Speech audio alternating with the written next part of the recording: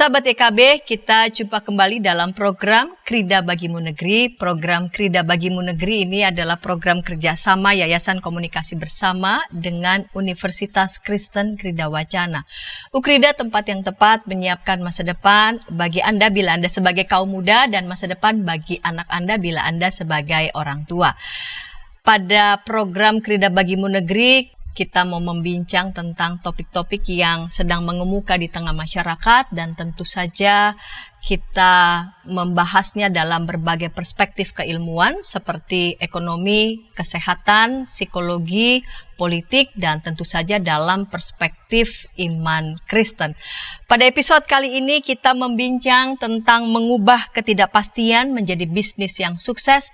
Mengubah ketidakpastian menjadi bisnis yang sukses. Saya sebagai pemandu percakapan Pendeta Santiani Manurung. Dan bersama dengan saya telah hadir di studio yang akan membincang topik mengubah ketidakpastian menjadi bisnis yang sukses. Gimana nih yang tidak pasti ini? Ya, tetap kita percaya nih akan ada tetap peluang ya pada bisnis yang sukses, yaitu Profesor Dr. Insinyur Bernard T. Wijaya. Salam jumpa, salam kenal. Salam Pak Bernard, Ibu Pendeta. Ya, Profesor Dr. Insinyur Bernard T. Wijaya. Ini harus saya baca ini supaya sah ini ya. MM CSCA CRA CRP. Wah, ini panjang sekali. Prof. Bernard ini adalah sebagai guru besar tetap Fakultas Ekonomi dan Bisnis Universitas Kristen Krida Wacana. Dan selain dari itu, kegiatan sehari-hari beliau di Martha Tilaar Group sebagai direktur dan juga komisaris ya di berbagai company Martha Tilaar Group. Jadi dari segi keilmuan, pengalaman, kepakaran beliau tidak usah diragukan lah. Kita bicara tentang mengubah ketidakpastian menjadi bisnis yang sukses. Baik, Prof, kita mulai di segmen yang pertama ini. Saya mau mulai dengan, ini kan topiknya tentang mengubah ketidakpastian menjadi bisnis yang sukses. Pertama, apa sih yang tidak pasti ini? Ketidakpastian macam apa yang hendak kita mau soroti ini, Prof? Baik, mari kita mulai dengan dunia kita ya.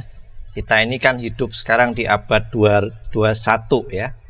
Dan pada awal-awal abad 21 ini kita mendapat kejutan ya. Dunia ini tiba-tiba mendapatkan satu peristiwa di mana cukup mengguncang seluruh dunia. Kalau perang mungkin biasa ya, yaitu COVID-19. Dan COVID ini tentu saja bukan hanya mempengaruhi ekonomi kalau kita berbicara mengenai bisnis, tapi bahkan nyaris ya, itu sungguh mempengaruhi sekali kehidupan kita ya, cukup fatal begitu. Nah, kita tahu bahwa bisnis itu kan hidup di dalam suatu ekosistem. Jadi kalau ekosistemnya itu bagus, maka bisnis itu akan berkembang. Nah, salah satu indikator yang paling penting adalah ekonomi. Jadi kalau pandemik itu pasti ekonominya sangat terganggu sekali ya, bahkan boleh dikatakan hampir berhenti gitu ya. Dan itulah yang menjadi salah satu ancaman ya, yang kita tidak pernah tahu. Makanya kita sering mengatakan hari ini tidak pasti ya. Hari ini kita baik-baik saja, besok pagi ada suatu kejadian yang kita tidak bisa prediksikan. Nah, di dalam perjalanan hidup kita sebetulnya bukan hanya pandemik. Dunia ini kan menyisakan banyak hal-hal yang belum terselesaikan, yang kita suka sebut dengan istilah krisis. Jadi krisisnya belum selesai, kita ketimpa pandemik, dan pandemik ini menjadi tambah memberi beban ya di dalam beberapa hal di dalam kehidupan kita. Nah, ada beberapa pakar memberikan satu ilustrasi pada waktu kita mengalami pandemik. Itu ada seorang yang namanya Slesak ya. Itu mengatakan bahwa pandemik ini bisa dimodelkan ya. Ada yang mengatakan wah, pandemik ini bisa cepat berlalu. Jadi recovery-nya cepat. Ada yang mengatakan wah, pesimis sekali ya. Ini nanti akan seperti bentuk huruf L. Kita down dan selesai kita semua. Ada yang mengatakan bahwa enggak, ada bentuknya seperti huruf W. Jadi naik turun seperti itu. Jadi dari survei yang dilakukan dengan model itu, ada perusahaan konsultan, kita tahu semua ya, Boston Consulting itu mewawancarain pemimpin-pemimpin perusahaan besar. Mereka lebih percaya mengatakan bahwa pandemi ini akan lama gitu. Jadi dampaknya itu recovery-nya lama. Nah, kenapa dasarnya mereka mengatakan lama ya? Ya tadi itu ya, sisa-sisa krisis di masa-masa yang sebelum pandemik itu sebetulnya banyak pekerjaan di dunia kita gitu ya. Dan kita suka mengenal istilah itu dengan mungkin tahun 92-an kita suka mendengar istilah VUCA gitu ya. VUCA itu kan singkatan volatile gitu ya. Semua itu bisa berubah dengan seketika gitu. Dan ini pandemik ini menjadi salah satu contoh nyata gitu ya. Bahwa tiba-tiba saja begitu. Semua tidak siap gitu ya. Betul. Dan ketidaksiapan itu menyebabkan panik gitu ya, uncertainty ya. Betul. Dan hidup tuh menjadi rumit gitu, Betul. kompleks katanya gitu ya. Dan semuanya menjadi bingung gitu ya. Ambigu semua gitu, bingung gitu.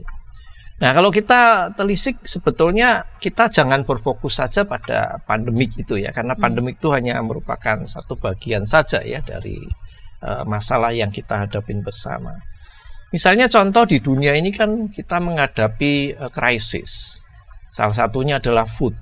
Makanan ini kan ya tergantung dari alam, jumlah penduduk bertambah banyak ya.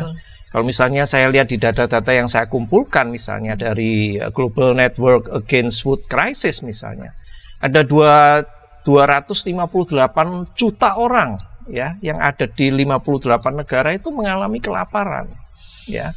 Ditambah lagi katanya ada 41 negara yang 253 juta orang terancam mengalami kelaparan. Ini kan satu persoalan ya, bahwa dunia ini memang ada krisis-krisis yang sedang berlangsung gitu ya. Kemudian yang kedua juga misalnya kita bicara mengenai geopolitik. Ya. Jadi geopolitik ini juga mempengaruhi tadi ya, ekosistem ekonomi ini kan sangat dipengaruhi oleh geopolitik ya. Munculnya grup-grup baru seperti misalnya kita kenal adanya BRIC ya. BRIC itu kan anggotanya kan B-nya Brasil gitu ya. Kemudian ada Rusia, ada India, ada China, dan belakangan kita masukkan di situ Afrika Selatan. Nah, ini akan mengimbangin sekarang yang kita sebut dengan negara-negara maju G7 ya, G7. Nah, ini kan mempengaruhi semua sistem ekonomi di dunia ya. Nah, belum lagi dalam perkembangan dunia ini kan kita hidup di dunia yang sama gitu ya. Kita itu selalu mengatakan hidup dalam kondisi krisis ya, climate gitu ya. Tahun lalu kita menyadarin bahwa aduh panasnya luar biasa, di mana-mana seluruh dunia mengalami peningkatan suhu yang luar biasa. Dan bahkan kalau kita lihat data-data itu targetnya kan 2050 harusnya boleh cuma naik 1,5 derajat gitu ya. Ini tercapai dengan cepat. Nah, dampaknya kan banyak ya. Pangan menjadi gagal panen dan sebagainya. Ini menjadi satu persoalan yang juga penting diperhatikan. Nah, terakhir kita juga mengetahui bahwa perang ini berkelanjutan ya. Perang yang satu belum selesai, yang muncul lagi yang paling besar itu di awal abad 21 ini kan Ukraina dengan Rusia. Ya. Bagaimana strategisnya kedua negara ini sebetulnya karena masing-masing ini satu pemasok bahan bakar energi gitu ya, satu adalah pangan gitu ya. Ukraina itu pangan gitu. Jadi ini menggoyang ya seluruh keseimbangan perdagangan dunia ya, termasuk supply chain dunia itu mandek gitu. Karena kedua negara ini berperang begitu ya. Nah, ditambah lagi kalau kita tahu bahwa industrialisasi itu berkembang, ekonomi bertumbuh, pasti membutuhkan energi di dunia sekarang ini ya, di dunia modern itu pasti membutuhkan energi. Dan kita juga mengalami krisis gitu ya. Jadi ini bagaimana nanti ekonomi dunia ke depan gitu ya. Dari catatan-catatan yang ada, misalnya diperkirakan minyak itu akan habis di tahun 2052. Ya, 28 tahun itu bukan waktu yang panjang ya untuk menemukan energi baru gitu.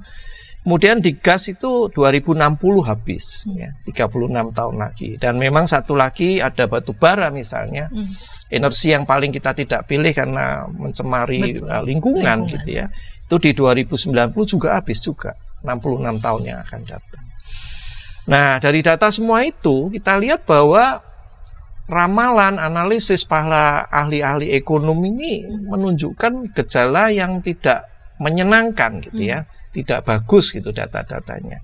Jadi IMF kalau kita mau lihat data-data mengenai ekonomi dunia ya, World Bank, itu pertumbuhan dari negara-negara di dunia ini kurang menggembirakan. Ya, kalau ambil contoh misalnya dari IMF, kita lihat bahwa pertumbuhan global itu hanya sekitar 3 tahun belakangan ini sampai 2024 kira-kira hanya 3%. Kemudian kalau dari negara-negara yang maju itu malah merosot. Ya, dari 2,7 sampai 1,3, 1,4. Nah, negara-negara berkembang, emerging market, ini yang sebetulnya mendorong perekonomian bertumbuh, itu hanya tumbuh sekitar 4 sampai 4,2. Nah, ini kan menyebabkan semua orang bertanya-tanya apa yang harus dilakukan gitu ya. Makanya dikatakan kita ini hidup dalam ketidakpastian gitu. Begitu kira-kira ya gambaran situasi dunia saat ini. Nah, dengan situasi dunia yang penuh ketidakpastian dan juga ada krisis-krisis gitu. Karena kita juga dibicara tentang bisnis ya. Iya. Ini bagaimana dampak ketidakpastian dunia, krisis yang kita alami bersama begitu dengan ataupun terhadap market nih, terhadap pasar di Indonesia, Prof. Iya. Baik, Indonesia ini cukup unik ya, sangat unik gitu. Nah, kita mungkin ambil contoh saja dalam kehidupan sehari-hari ya, bahwa dampak global itu ternyata juga berpengaruh terhadap Indonesia ya, meskipun tidak langsung. Nanti mungkin kita akan bahas di belakang begitu ya, kenapa Indonesia ini cukup unik gitu ya. Nah, misalnya sebagai ambil contoh, kita berbelanja ya. Kita berbelanja ke pasar dengan uang 100.000 ya. Kita mungkin bisa mengingat-ingat kembali 5-10 tahun yang lalu ya. Dengan 100.000 itu kita bisa belanja banyak ya, lauk pauk, sayur, buah dan sebagainya ya. Nah, pada hari ini dengan uang yang sama, kita itu membelanjakan dengan mungkin kuantiti yang atau mungkin substitusi barang yang lebih ekonomis ya, karena uang kita merasa berkurang gitu ya.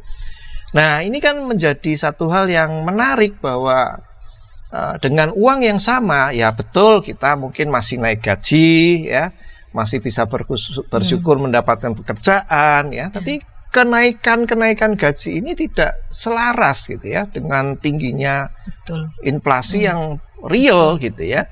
Sehingga dampaknya apa? Demand itu berkurang. Ya, orang mengurangi konsumsi karena uangnya terbatas, kemudian. Nah, kalau demand-nya berkurang, otomatis maka bisnis ini juga akan shrinkage ya, mengecil karena permintaannya berkurang. Nah, dari situ kemudian kalau orang berinvestasi juga bertanya-tanya, ya, saya mau invest kemana, ya?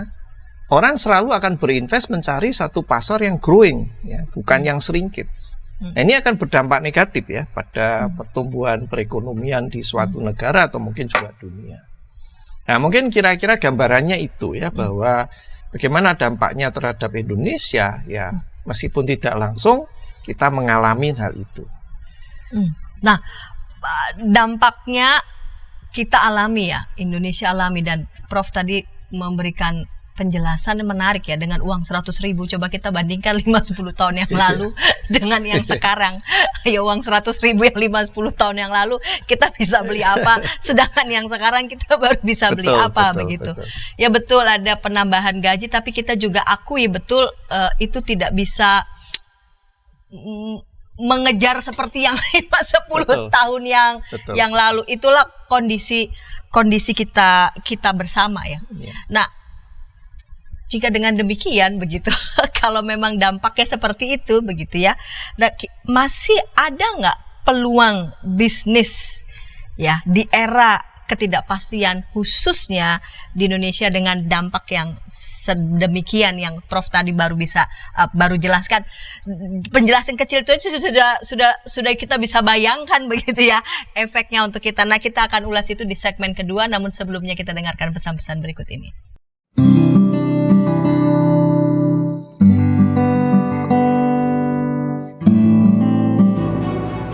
Hi folks, this is Daily Spirit for Youth, a daily devotional that helps you grow closer to God and apply His Word to your life. Daily Spirit for Youth dapat Anda saksikan hari Senin sampai Sabtu pukul 4.30 waktu Indonesia Barat di channel YKB TV. Kita jumpa dalam acara Pembangunan Jemaat. Pembangunan Jemaat setiap Senin di minggu kedua dan keempat pukul 20 waktu Indonesia Barat. Dapat Anda nikmati di channel YKB TV. Dari gungkungan malam gelap, Nyanyikanlah nyanyian baru setiap hari Rabu pukul 12 waktu Indonesia Barat. Dapat Anda nikmati di channel Lagu Rohani YKB TV.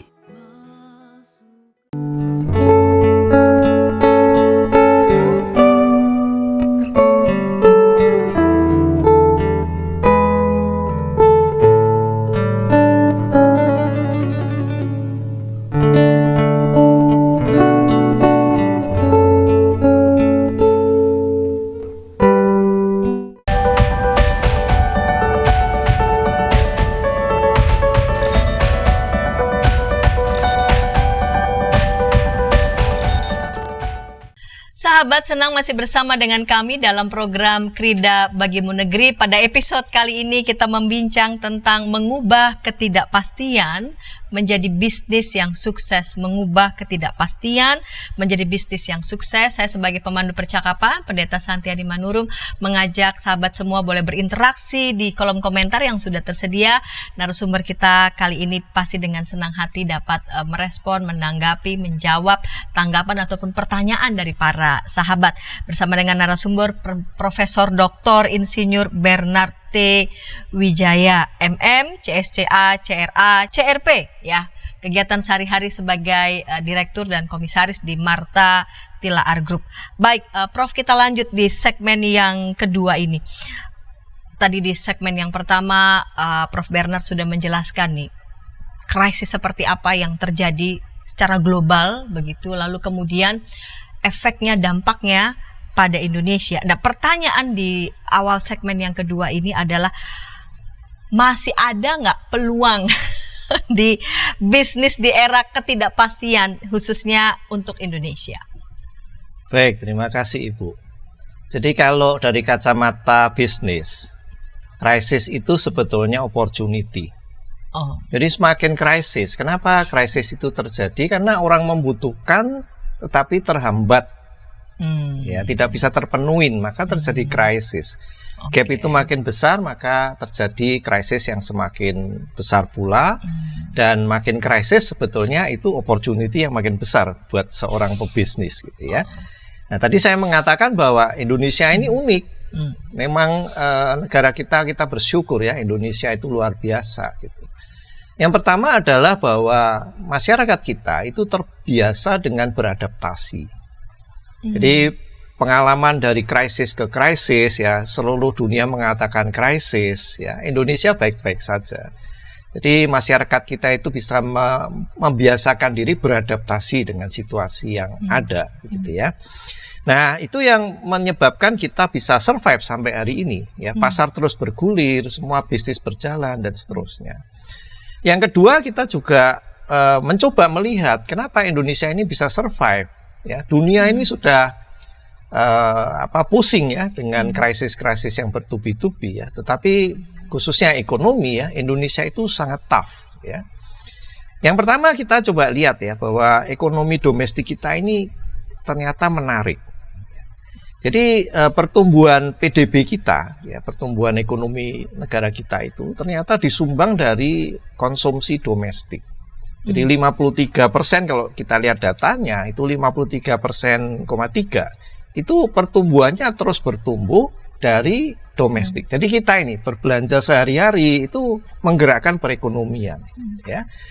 Dan kemudian kalau kita lihat lagi dari pertumbuhan tersebut, ya, ada hal yang menarik lagi, ya. 61% pertumbuhan PDB kita itu didukung oleh perusahaan-perusahaan kecil, ya, atau kita menyebutnya UMKM. Nah, ini menarik nih, ya. Dari data yang saya kumpulkan, saat ini ada sekitar 64 juta UMKM yang menghidupin ekonomi kita. Ini luar biasa. Jadi dunia itu krisis, di Indonesia ya tanda kutip baik-baik saja, ya, karena kita memang bisa menghidupin dengan domestik kita, ya. Dan kemudian yang berikutnya, kalau kita lihat nih, ya, ada yang dagang, harus ada yang beli. Betul. Ya. Bagaimana masyarakat kita? Ya, kalau ada yang dagang nggak ada yang beli, maka krisis pasti, ya. Menarik sekali bahwa penduduk kita itu 66%, gitu ya, atau sekitar 170-an juta orang, gitu ya, itu hidup di sosioekonomik segmen kelas menengah dan atas. Oh, ini menarik, ya. Jadi banyak yang dagang, yang beli juga banyak. Gitu. Nah, ini sangat menarik, sehingga kalau kita lihat bahwa data-data ini memberikan satu angin segar buat kita, ya, sebagai pebisnis maupun dari analisis data-data ekonomi, bahwa pasarnya itu ada, ya. Jadi pedagangnya banyak, bisa hidup, dan kemudian juga konsumennya juga punya uang untuk berbelanja, ya. Nah, kalau kita bedah lagi, yang menarik adalah di kelas SES, ya, kita menyebutnya socio-economic status, gitu ya. Itu ada upper class, middle class, dan lower class. Yang menarik adalah bahwa Indonesia ini benar-benar unik, ya. Jadi segmen SES-nya itu seperti kendi, gitu ya. Jadi yang kaya sekali itu sedikit, Betul. ya. Tapi yang menengah ini gemuk, gitu ya. Dan yang memang di lower class kecil. So, pasar ini begitu besarnya, luar biasa. Biasa kalau di teori itu segitiga, gitu ya. Ini enggak, gelembung, gitu ya. Jadi yang berdaya beli rendah itu kecil, gitu ya. Nah, ini menarik bahwa dari data-data itu kalau kita bedah lagi, kita melihat bahwa siapa yang berbelanja dengan model ada yang mengatakan itu seperti kendi, ada yang mengatakan seperti kantong semar, gitu ya. Kalau semar itu kan gendut, gitu ya, banyak duitnya, gitu ya. Jadi tidak heran kalau negara kita itu masuk ke G20, Ibu. Hebat, ya, Indonesia ini. Jadi negara yang 20 negara itu kan namanya G20, gitu ya.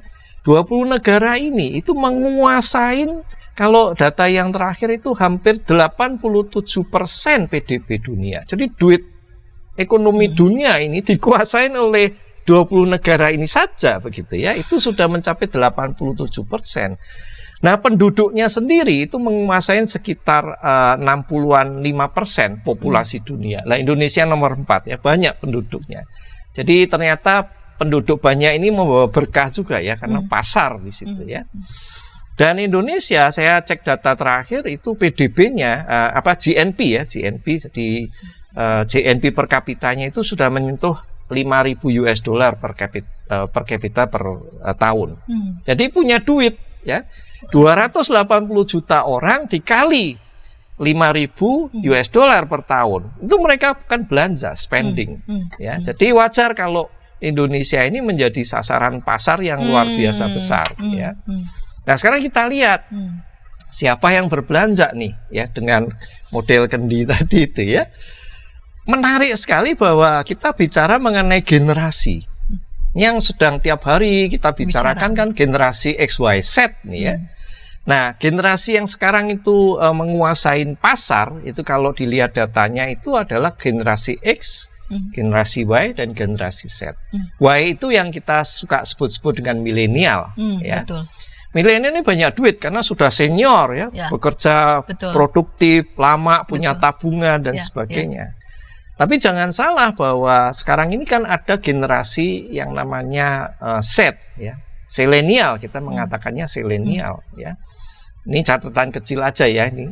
Ada lagi yang namanya mengatakan sentenial. Ya, kalau sentenialnya agak sedikit beda.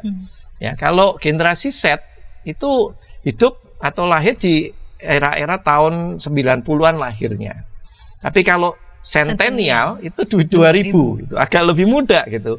Jadi kalau bicara duitnya banyak mana, secara logik mereka sudah lebih duluan bekerja, memasuki dunia kerja. Jadi punya duit nih gitu ya. Nah, total dari XYZ itu 80%. Jadi kantong semar tadi diisi orang-orang yang berduit gitu ya.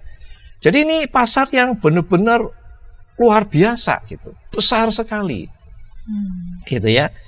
Nah ini kalau dibedah lagi lebih dalam, ini data-data yang saya coba kumpulkan ya. Menariknya adalah begini, mereka ternyata komposisinya nih ya. 33% itu bekerja sebagai karyawan ya, employee gitu ya. Ada 17% sebagai entrepreneur 17%. dan 17% gitu ya. Ada lagi freelancer. Menurut saya ya freelancer itu juga entrepreneur gitu ya. Betul. Itu ada 13%. Jadi kalau ditotalkan dari usia-usia mereka XYZ tadi itu 63% itu produktif. Ya, punya pendapatan yang bisa digunakan untuk berbelanja. Ya, ini luar biasa ya. Makanya saya bilang Indonesia itu luar biasa ya. Jadi hidupnya dari domestik, kalau kita belanja sehari-hari itu menggulirkan ekonomi kita. Ini luar biasa, besar sekali pasar kita ya. Dan bahkan data-data ini ya membawa berkat juga buat kita. Kita tahu bahwa belakangan ini kita suka mendengar Indonesia Emas, Indonesia Emas. Betul. Itu bukan satu mimpi ya. Beneran gitu ya. Karena tahun 2040-an, 2045 ya, Indonesia itu mendapatkan yang namanya bonus demografi. Ya. Jadi kalau yang sekarang-sekarang ini punya duit, punya penghasilan, tapi disebut generasi sandwich. Ya. Nah, kenapa disebut dengan sandwich gitu ya? Karena orang-orang produktif ini masih menanggung gitu ya. Mungkin kalau orang timur itu kan beda dengan mungkin budaya yang lain ya. Kalau kita punya orang tua ya kita tanggung orang tua kita gitu ya. Di samping itu juga keluarga masih menanggung generasi yang lebih muda. Ya gitu. Jadi kecepit gitu ya. Makanya dikatakan sandwich. Bayangkan saja punya duit tapi duitnya dibelanjakan untuk membiayai 3 kelompok ini. Orang yang lebih tua, senior, dirinya sendiri dan anak-anaknya gitu ya. Makanya sandwich. Ya. Nah, apa yang terjadi pada waktu bonus demografi? Bonus demografi ini kan orang-orang produktif itu porsinya besar. Yang tua-tua berkurang sedikit, yang kecil-kecil atau mungkin yang masih belum mandiri juga jumlahnya sedikit. Jadi orang produktif ini banyak duit, bekerja, dan spendingnya tidak untuk terbebanin oleh generasi atas dan bawah. Jadi kalau kita bayangkan, saya punya uang 1 juta misalnya, saya harus membagi 1 juta itu untuk orang tua saya, untuk saya, untuk anak-anak, gitu ya. Dan pada waktu bonus demografi itu terjadi, saya punya uang sama 1 juta, tapi saya tidak keluar ongkos untuk menanggung orang tua dan anak-anak saya. So saya bisa membelanjakan untuk diri saya sendiri. Duitnya banyak. Nah ini momen, ini pasar ya. Jadi generasi-generasi ini kalau bisa dimanfaatkan, ini akan belanja nantinya. Dengan catatan ya bekerja ya, harus produktif gitu ya. Nah itu yang menarik di dunia pasar Indonesia. Jadi ya pelakunya ada, bergantung pada domestik, dan juga orang-orang yang berada di pasar ini punya kemampuan untuk spending. Daya beli begitu. Daya beli, ya. Punya daya beli. Punya daya beli. Gitu kira-kira. Yang kuat begitu. Nah, Prof tadi sudah menjelaskan begitu. Jadi bicara soal peluang mah besar berarti ya. Peluangnya besar. Tadi keunikan kita itu tadi ya, pasar domestik kita itu yang besar ya, begitu. Lalu karakteristik tadi kan Prof sudah lihat nih, ini nih pelaku konsumen ya. Tapi bagaimana karakteristik konsumen pasar di Indonesia? Iya, baik. Jadi kalau tadi kan saya memberikan gambaran mengenai data-data ekonomi ya. Nah, bagaimana sekarang dengan konsumennya sendiri ya. Nah, kalau Indonesia ini ya balik lagi ya, netizen plus 62 gitu ya, kalau bahasa gaulnya itu kan gitu ya. Itu menarik bahwa kita punya ciri-ciri misalnya ya, kita itu suka mendengar istilah FOMO gitu ya. Nggak mau ketinggalan ya toh. Kalau temennya begini saya harus begitu, ikut. Nah, ini dalam dunia bisnis ini menjadi satu hal yang positif ya, karena mereka akan konsumerismenya itu ada gitu, mau spending ya. Ini yang pertama. Yang kedua, kita punya generasi itu mulai melek digital ya. Digital literasinya mulai membaik ya. Jadi kalau generasi X itu adalah dikatakan, ada yang mengatakan itu yang melahirkan dunia digital, ya, melahirkan, ya. Tapi perilakunya belum, gitu. Nah, generasi yang namanya Zillennial, Centennial, Alpha, barangkali yang lebih muda, itu sudah digital banget, gitu, ya. Nah, ini dalam keadaan pandemi kemarin, ini dipercepat, ya. Orang nggak bisa kemana-mana, belanja pakai aplikasi, kuliah harus online, dipaksa, gitu. Dan ya ini dampak positifnya ya, pandemi tidak selalu hanya dilihat dari sisi negatifnya. Kita menjadi dunia yang lebih modern, ya, digital literasinya lebih bagus. Kemudian yang menarik di Indonesia itu saya catat beberapa, ini menarik ya kalau dibahas satu-satu gitu ya. Indonesia itu terkenal dengan yang namanya festif. Ya, ini bentar lagi barangkali tiap tahun kan ada tuh ya, Lebaran, akhir tahun ya. Nanti itu menjadi perayaan-perayaan yang menggulirkan ekonomi itu luar biasa, ya. Ini festif, ya. Nah, kemudian kita juga mengenal dalam skop yang lebih mikro, bagi kalau kita bicara mengenai e-commerce misalnya, gitu ya. E-commerce itu ada upaya-upaya untuk men-trigger supaya orang tuh terpancing berbelanja, ya. Misalnya ada istilah-istilah double date, gitu ya. Bulan 4, tanggal 4, gitu ya. Itu ada program marketing, dan itu masyarakat sudah tahu, gitu ya. Kemudian ada lagi yang namanya PD, ya. Tiap kita gajian dikorek tuh duitnya supaya belanja, gitu ya. Nah, ini adalah bentuk karakteristik retail ya, khususnya retail di Indonesia. Nah, kemudian yang berikutnya dalam ini sebetulnya dampak dari pandemik nih ya, yaitu lipstick effect. Jadi orang tuh biasanya kalau makin di pressure gitu ya, itu makin kepingin ya untuk merecovery dirinya ya. Kalau istilah-istilah anak-anak sekarang itu kan mental healthy gitu ya. Gua nih lagi stres harus healing gitu ya. Healing gitu ya. Staycation gitu. Nah, itu bagus buat perekonomiannya, itu bagus gitu ya. Itu yang disebut dengan lipstick effect gitu ya. Dan yang terakhir kan, ini memang terakhir di ekor dari bisnis itu kan retail ya. Buying behavior dari retail ini juga berubah ya. Kita lihat misalnya mall gitu ya. Mall tuh sekarang kadang-kadang ada kampus di mall gitu ya. Kalau orang tua dulu barangkali kalau melihat ada kampus di mall, anaknya nggak boleh sekolah di situ, nanti bisa main gitu ya. Tapi sekarang ada gitu ya. Dan mall bukan lagi sebagai tempat shopping mall ya. Dulu namanya shopping mall, tapi sekarang misalnya apakah nanti namanya apa saya nggak tahu ya. Nah, jadi itu ada pergeseran, ini contoh kecil saja ya di dunia retail. Dari mulai offline, belanja di toko, sekarang ada alternatif online dan sebagainya.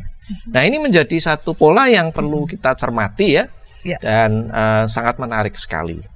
Nah, demikian kira-kira Ibu, gambaran dari sebagian kecil ya, dari perilaku-perilaku yang kita bisa lihat sehari-hari. Ya, Prof, di awal ya segmen pertama dia menjelaskan situasi krisis kita. Lalu kemudian efek ya krisis itu buat pasar, lalu kemudian adakah peluang? Ternyata peluang itu besar, peluang itu dilihat pada konsumen kita, lalu kemudian karakteristik konsumen kita ya seperti apa, lalu kemudian bagaimana strategi perusahaan ini ya untuk meraih peluang supaya mengubah ketidakpastian itu menjadi kesuksesan begitu. Kita akan ulas di segmen ketiga, namun sebelumnya kita dengarkan pesan-pesan berikut ini.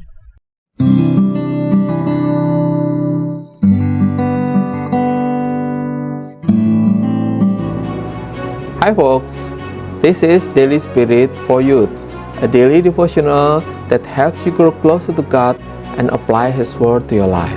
Daily Spirit for Youth dapat Anda saksikan hari Senin sampai Sabtu pukul 4.30 waktu Indonesia Barat di channel YKB TV. Kita jumpa dalam acara pembangunan jemaat. Pembangunan jemaat setiap Senin di minggu kedua dan keempat pukul 20 waktu Indonesia Barat. Dapat Anda nikmati di channel YKB TV. Dari gungkungan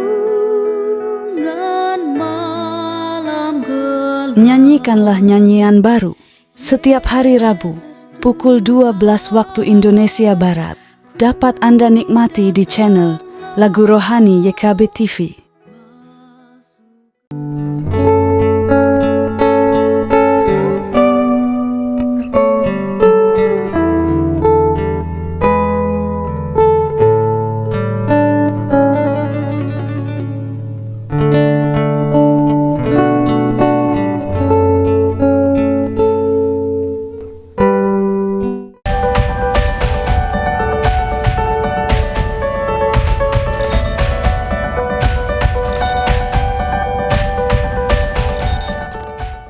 Sahabat senang masih bersama dengan kami dalam program Krida Bagimu Negeri. Pada episode kali ini kita membincang tentang mengubah ketidakpastian menjadi bisnis yang sukses bersama dengan narasumber Profesor Dr. Insinyur Bernard T. Wijaya, MM, CSCA, CRA, CRP sebagai guru besar tetap Fakultas Ekonomi dan Bisnis Universitas Kristen Krida Wacana, dan dalam keseharian sebagai direktur dan komisaris di Martha Tilaar Group. Sudah malang melintang beliau juga berkarya di Martha Tilaar Group ya kurang lebih selama 30 tahun. Dan saya mengajak sahabat boleh berinteraksi di kolom komentar yang sudah tersedia. Baik Prof, ini kita lanjut di segmen ketiga dan segmen menjadi segmen penutup. Ini kita mau membincang tentang strategi nih Prof. Strategi perusahaan untuk meraih peluang. Prof tadi membold tadi ya.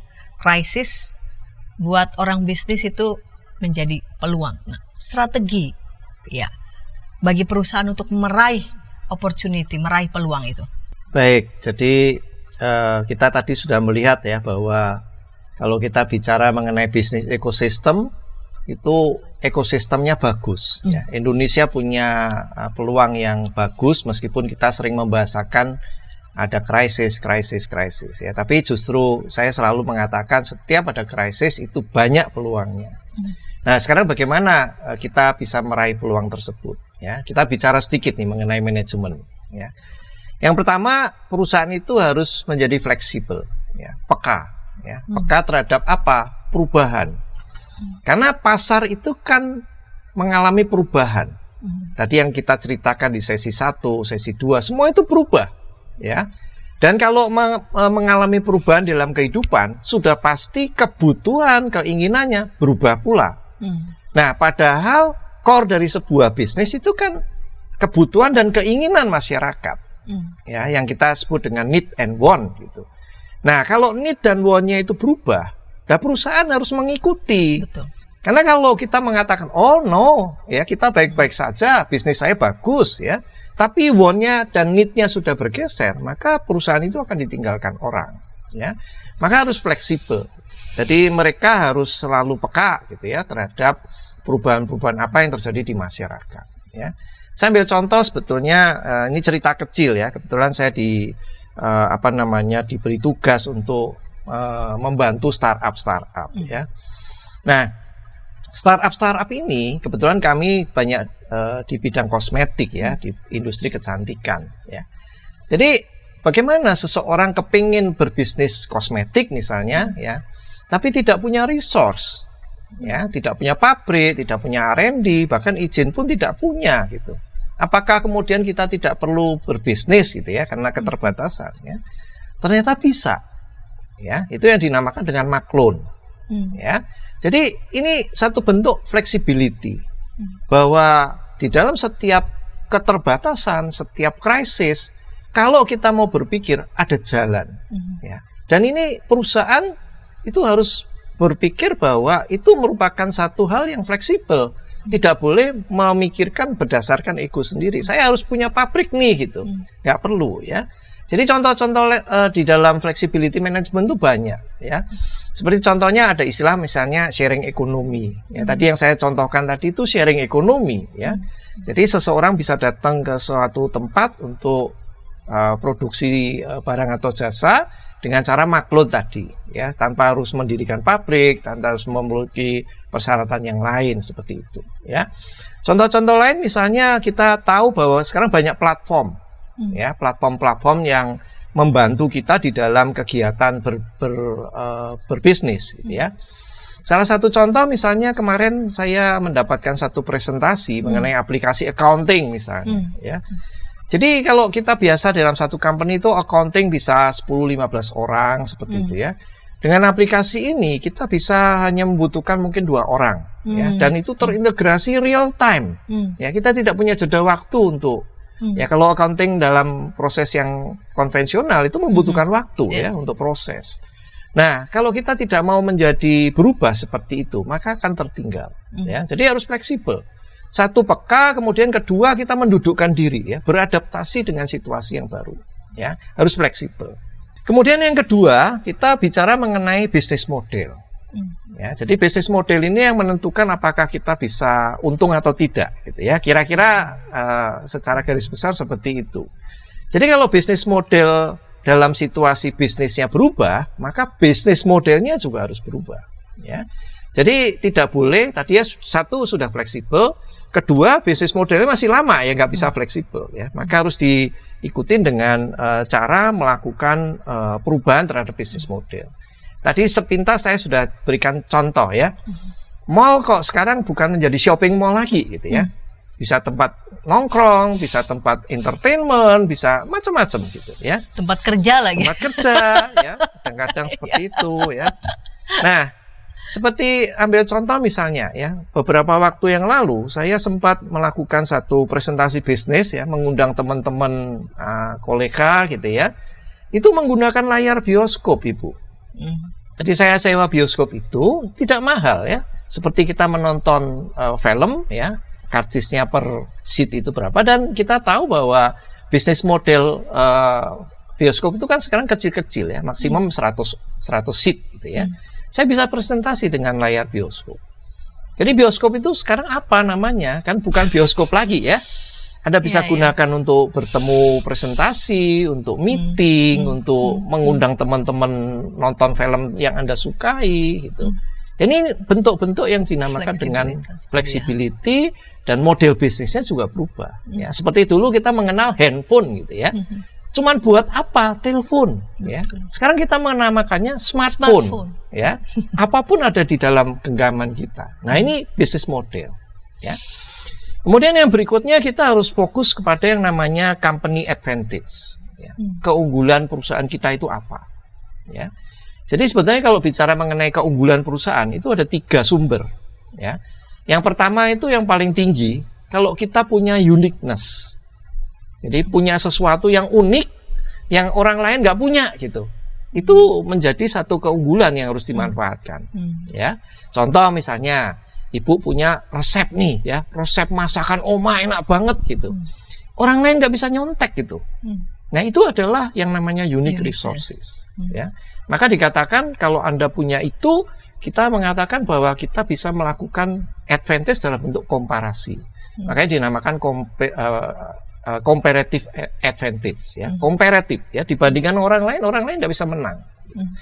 Yang kedua, kalau kita punya resource yang berlimpah, itu yang biasanya dipelajari di dalam nama competitive advantage. Itu kita membutuhkan resource untuk membangun advantage. Ya, membangun, ya investasi dan sebagainya. Ini yang kedua. Ya. Yang ketiga ini yang biasanya kita belajar di entrepreneurship. Ya. Inferior resources. Oh, enggak punya apa-apa kok bisa berbisnis. Nah, itu tadi yang saya ceritakan di awal tadi ya. Bagaimana seseorang kekurangan resource, tapi dia bisa berkembang, maju. Ya. Kalau teori entrepreneurship mengatakan apa? From zero to hero. Ya, from zero loh ya, bukan punya modal ya. Enggak punya apa-apa menjadi. Nah, bagaimana caranya? Kolaborasi. Collab. Gitu ya. Jadi 3 ya.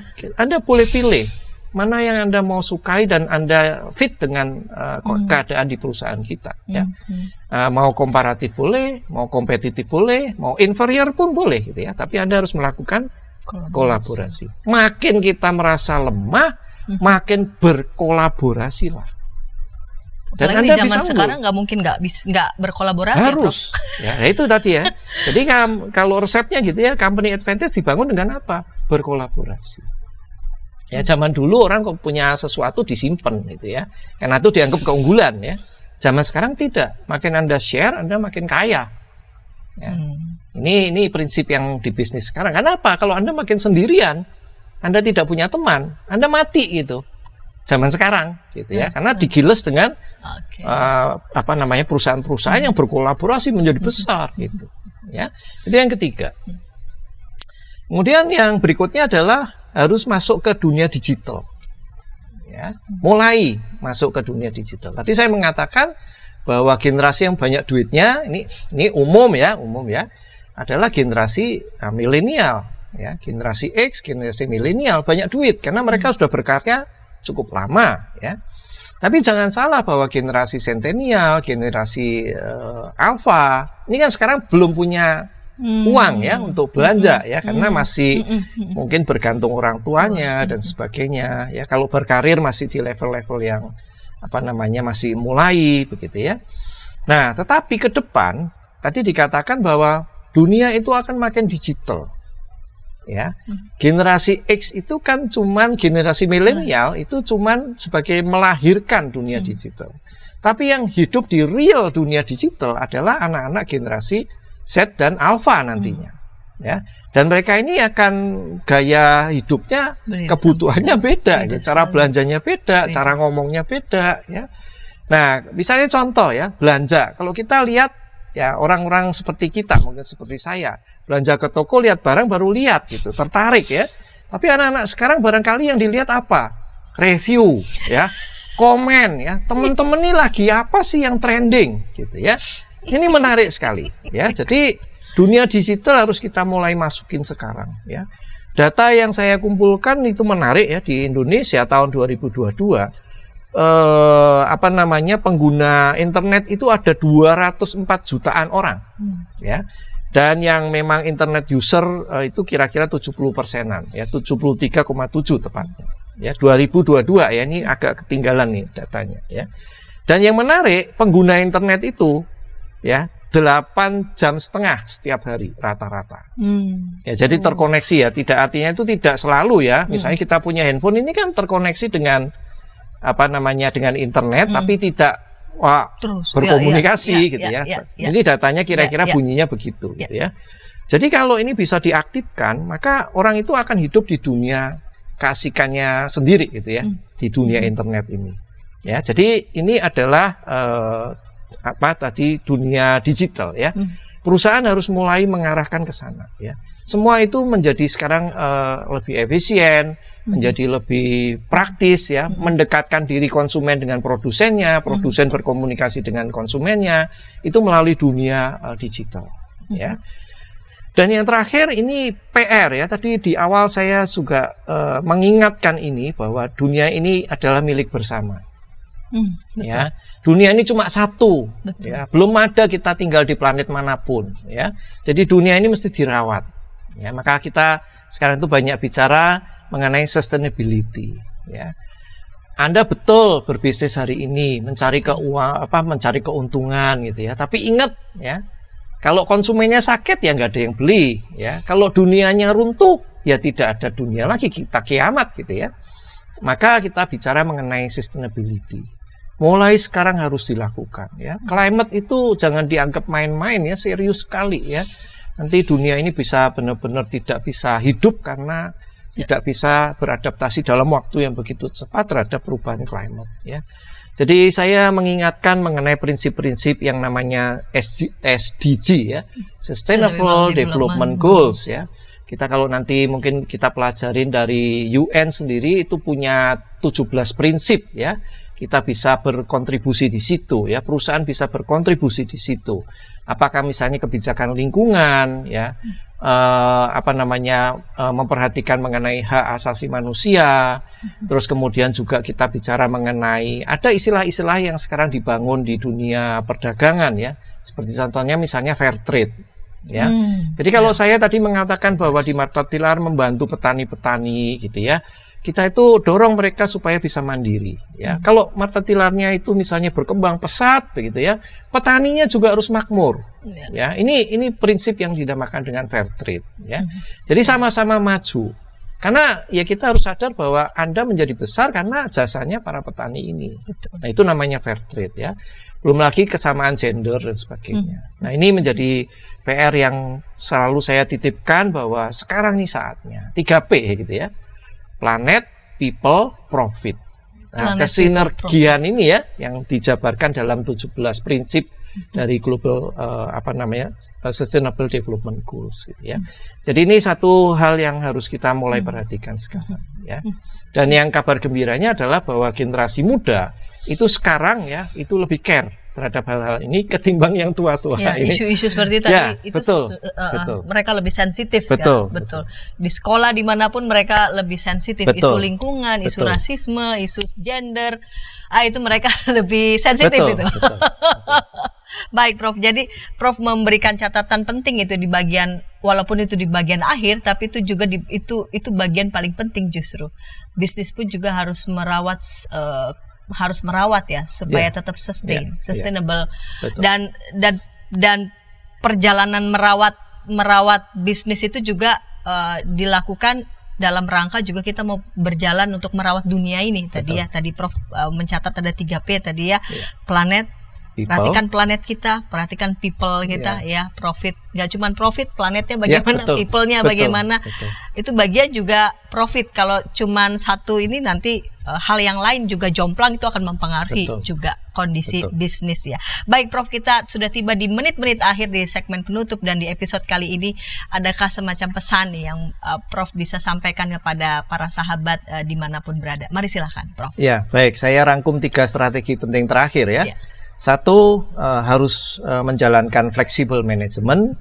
Kemudian yang kedua, fokus pada keunggulan tadi ya. Kemudian yang ketiga, kita harus menyusun bisnis model yang efektif. Kemudian more digital, dan yang terakhir jangan lupa kita harus bicara mengenai sustainability ya. Dan saya titip pesan karena ini sudah saatnya ya. Dunia ini berpindah tangan dari generasi yang lalu menjadi generasi-generasi yang muda. Pesan saya, jangan takut ya, di setiap keadaan apapun ya, kita harus selalu optimis, pasti ada jalan ya. Terutama di dalam bicara mengenai strategi. Tadi saya bahkan menggarisbawahi ya, setiap ada krisis, setiap kali ada keadaan yang tidak menyenangkan, itu pasti ada opportunity ya. Tinggal bagaimana kita bisa meraih itu, merubahnya menjadi hal yang membuat kita menjadi unggul. Nah, itu pesan saya terutama untuk adik-adik generasi muda ya. Di tangan Anda lah dunia ini akan nanti berlanjut. Terima kasih. Baik, Prof. Saya mau membaca Mazmur 46. Allah itu bagi kita tempat perlindungan dan kekuatan, sebagai penolong dalam kesesakan sangat terbukti. Sebab itu kita tidak akan takut sekalipun bumi berubah, sekalipun gunung-gunung goncang di dalam laut, sekalipun ribut dan berbuih airnya, sekalipun gunung-gunung goyang oleh geloranya. Berbagai macam ketidakpastian yang kita hadapi dalam dunia. Jangan takut, tadi Prof sudah mencatat ada peluang di setiap krisis, dan firman Tuhan mengatakan ada Allah dalam setiap krisis yang kita hadapi. Apa yang ingin Allah sampaikan, apa yang ingin Allah lakukan buat hidup kita melalui setiap krisis yang kita hadapi. Terima kasih Prof Bernard untuk kesediaan bersama dengan saya di program Krida Bagimu Negeri ini. Terima kasih. Dan terus berkarya Prof. Terima kasih. Baik sahabat, kita jumpa di pekan yang akan datang dengan topik-topik menarik lainnya dalam program Krida Bagimu Negeri. Sampai jumpa.